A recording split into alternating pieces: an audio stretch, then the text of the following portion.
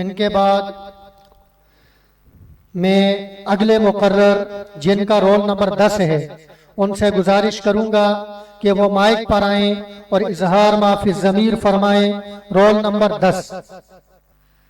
الحمدللہ وحدہ والصلاة والسلام على من لا نبی بعدہ اما بعد فاعوذ باللہ من الشیطان الرجیم بسم اللہ الرحمن الرحیم أفي الله شك فاطر السماوات والأرض وقال النبي صلى الله عليه وسلم كل مولود يولد على الفطرة فأبواه يهودانه أو ينصرانه أو يمجسانه صدق الله العظيم وصدق رسوله النبي الكريم۔ جہاں میں ہر نشان اس ذات یکتا کی گواہی ہے،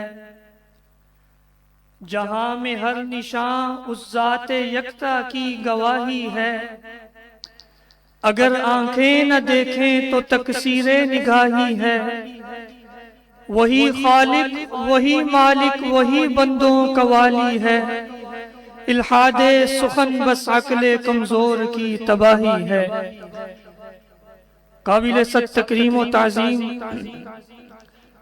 آج میں ایک ایسے فتنے پر بات کرنے آیا ہوں جو عقل کو سوال تو دیتا ہے لیکن جواب دینے کی طاقت چھین لیتا ہے۔ یہ فتنہ ہے الحاد۔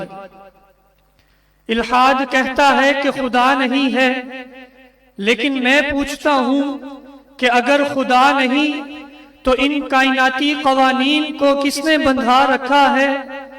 یہ نظم، یہ توازن، یہ رفتار کس کے حکم سے قائم ہے؟ آئیے عقل کی زبان میں بات کرتے ہیں، کیونکہ ملحد خود کہتا ہے کہ میں عقل کو مانتا ہوں۔ پوچھو اس سے، اگر تم کسی گھر کے سامنے کھڑے ہو کر یہ کہو کہ یہ گھر خود بخود لاکھوں سال سے اتفاق سے بن گیا تو پوری دنیا تمہیں عقل کا دشمن کہے گی، لیکن یہی شخص پورے کائناتی محل کے بارے میں کہتا ہے کہ یہ خود بخود بن گیا۔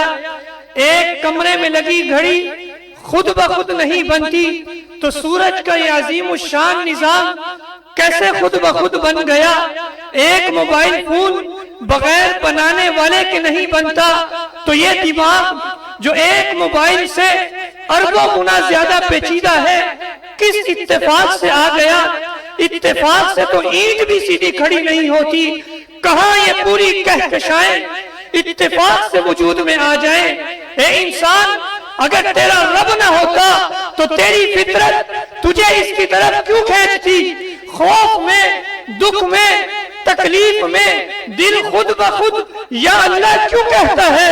کیا کبھی دیکھا کہ کوئی ماں مصیبت میں اے اتفاق کہہ کر مدد مانگے، یا کوئی بیمار اے حادثہ کہہ کر شفا چاہے؟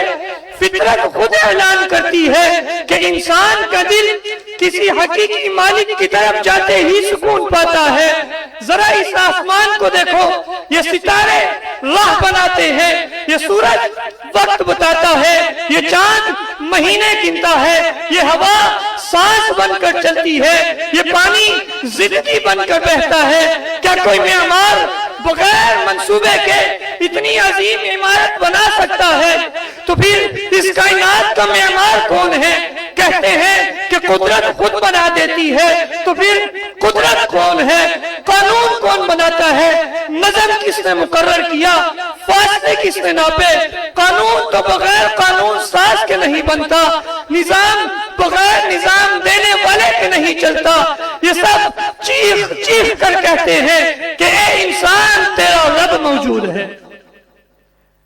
برادران اسلام، الحاد بڑا دعویٰ کرتا ہے مگر دلائل نہیں دیتا، کہتا ہے زندگی کا کوئی مقصد نہیں، تو پھر محنت کیوں، علم کیوں، اخلاق کیوں، نیکی کیوں؟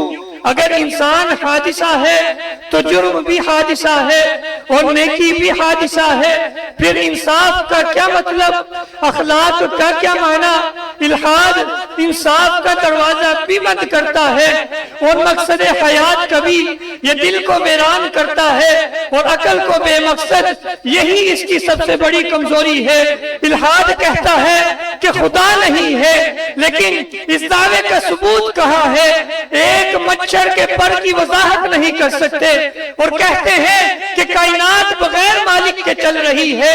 यही वजह है कि बड़े बड़े साइंसदान न्यूटन, आइंस्टाइन, डार्विन के बाद के जीनियस लोग खालिक के वजूद के कायल रहे, क्योंकि जितना इल्म बढ़ता है उतनी ही खुदा की निशानियों की गहराई खुलती है।